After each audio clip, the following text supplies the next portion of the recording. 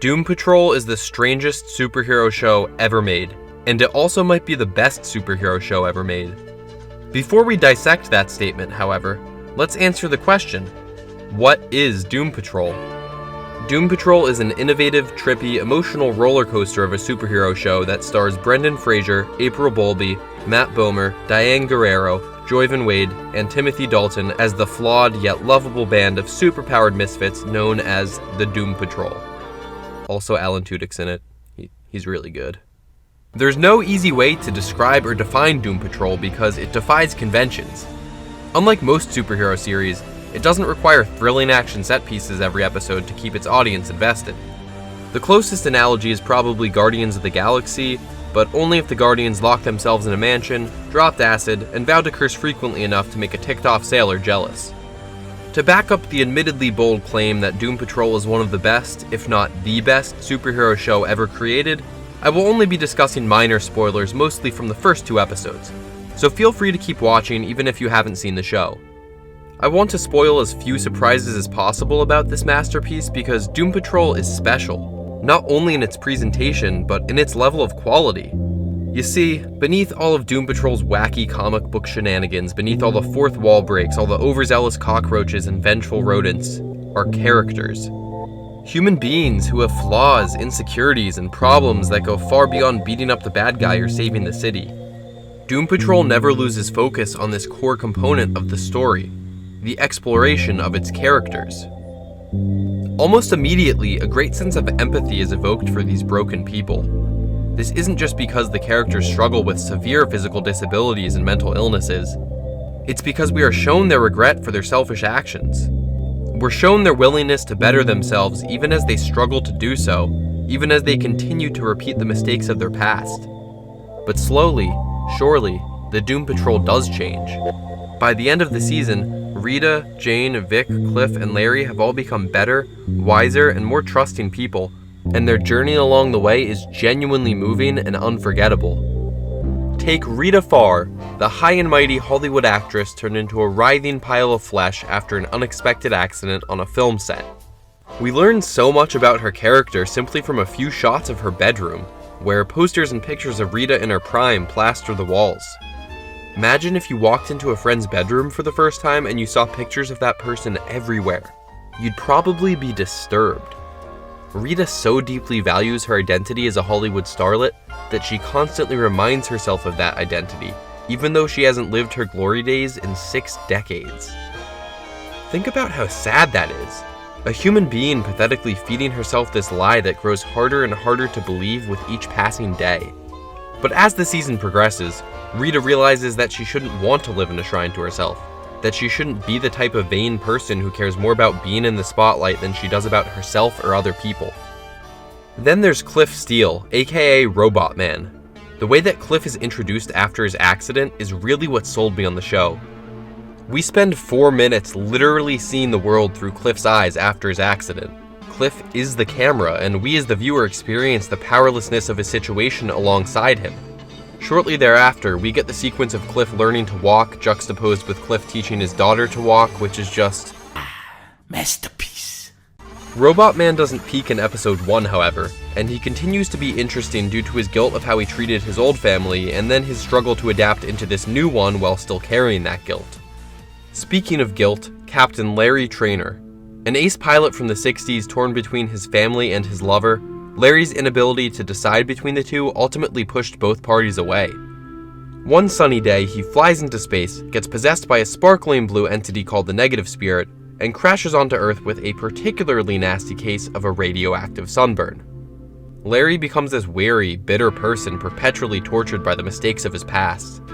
Even when he refuses the call to action, even when he refuses to get involved in anyone else's problems, you understand why he acts this way. And that makes his eventual growth all the more satisfying, uplifting, and rewarding. We now come to Crazy Jane, a woman who shares her body with 64 separate personalities, each with their own unique superpower. You're so fucked. What? Fuck! As fun and exciting as this concept could be, Jane's multiple personality disorder isn't played for laughs. Rather, it's treated with respect and used as a way to explore the trauma and challenges of living with this condition. Somehow, Diane Guerrero convinces us that she is dozens of different people, which seems entirely unlikely, but Guerrero completely sells us on this impossible concept. Finally, we arrive at Cyborg. I'll admit that I was skeptical of Cyborg's inclusion here. Historically, he's never been a member of the Doom Patrol in the comics, and I'm pretty sure he was included in this series simply because Cyborg is a more recognizable DC character than, say, Negative Man. But honestly, I think Cyborg's presence in Doom Patrol is executed brilliantly. Victor Stone is a superhero, an actual recognized superhero, whereas the rest of the team want to be anything but. Despite this surface-level distinction, Cyborg is just as messed up as the rest of the cast, and he wrestles with similarly dark and difficult personal problems.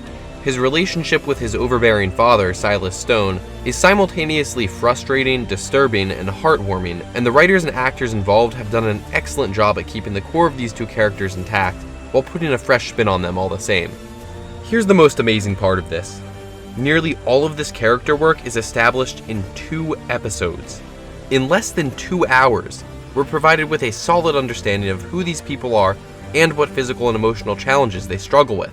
What I want to highlight here are these physical challenges, these superpowers. Superman is faster than a speeding bullet and can leap tall buildings in a single bound, but Rita can't even get out of bed without struggling to physically pull herself together. Robot Man may be strong, but I can't feel. I can't eat. I can't smell. Can't shit. These aren't really superpowers. They're hindrances. They're flaws that are emblematic of these people's issues. Larry is possessed by a being known as the Negative Spirit because he himself is possessed by his own negativity.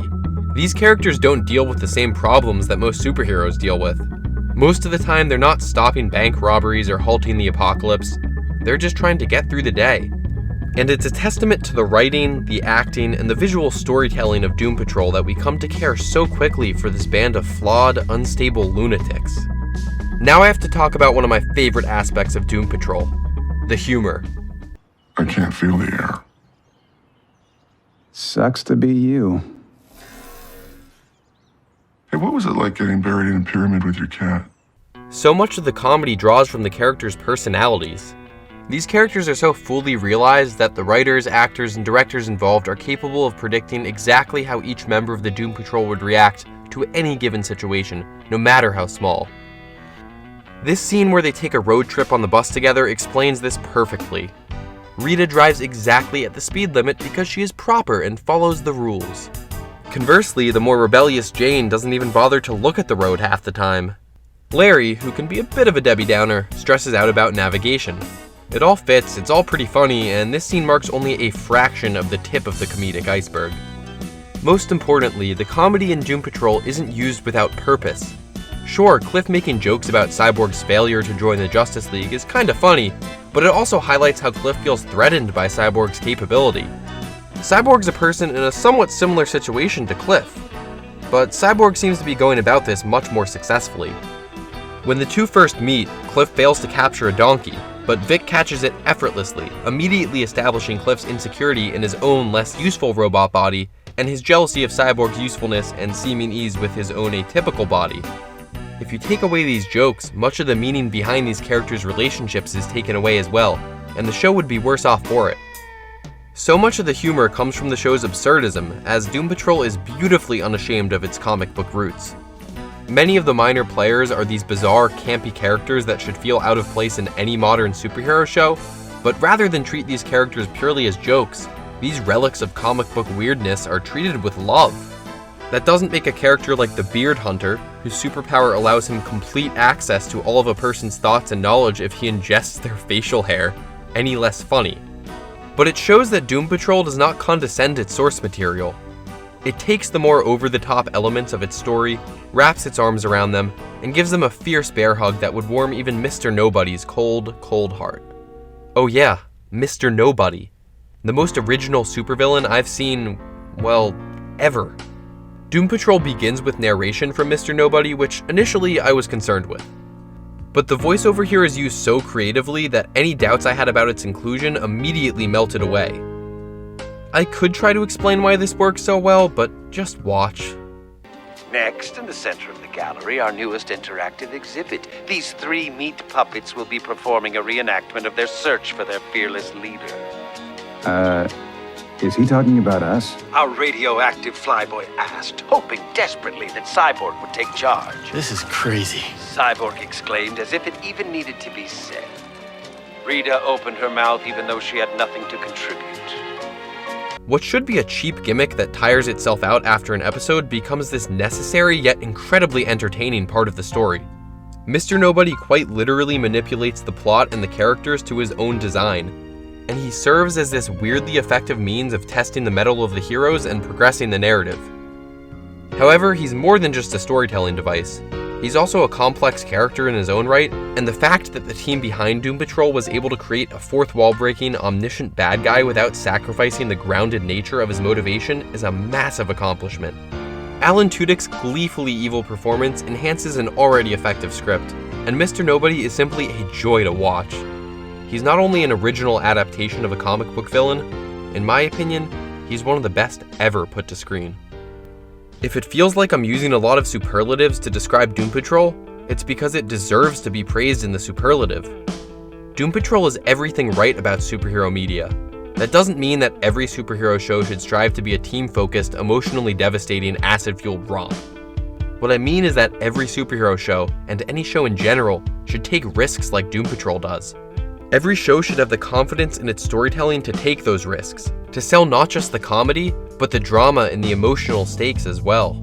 Ultimately, Doom Patrol's secret to success is its confidence. Doom Patrol is confident in its storytelling in this whimsical, wacky, and very human story that it executes with wholehearted belief. There's no part of this show that doesn't want these characters to change for the better and to become heroes.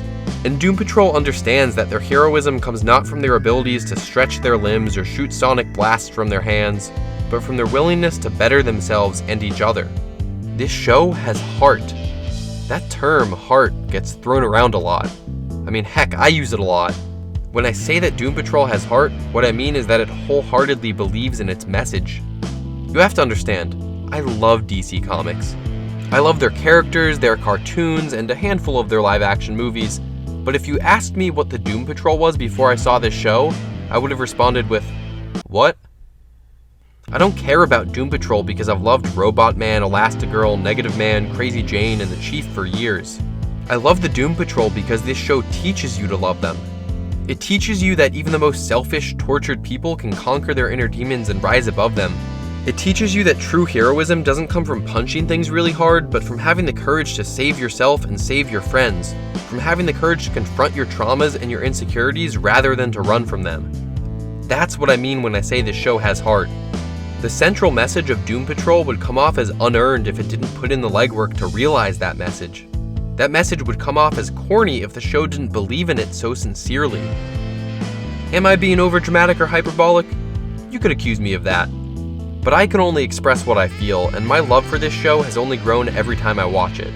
To me, that is the mark of a true work of art. You appreciate it more the more you experience it, and after watching the series a second and third time, I continue to catch little details that I missed the first or second time around that enhance the significance of the characters' journeys. Doom Patrol is truly a special show. It's a win for fans of these characters, it's a win for superhero fans, and it's a win for fans of good television. So please, watch this show. Support this show and the people involved in making it. They deserve it. And you deserve to watch a superhero show that is filled with as much competency, passion, and love as Doom Patrol is. Those are my extremely abridged thoughts on Doom Patrol. This will definitely not be my only video on the show, as I have so much more I want to discuss about it, but I'll save those thoughts for another, more spoilery day. Hopefully this video gave you a window into the beautiful universe of the Doom Patrol, and I'd love to hear your thoughts on the series and on this video down in the comments. Next time we'll be discussing a game that is very, very close to my heart, so follow me on Twitter and subscribe to Critical Rants so you don't miss me gushing further about a piece of art that I love too much. I'll see you then.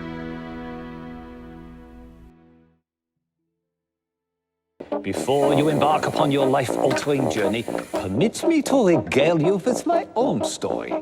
It begins with a boy in Bavaria who dreamt of expanding the capabilities of the human body. As a young doctor, I tried to implement some of my unique ideas. They called me a monster. No. A psychopath. They didn't.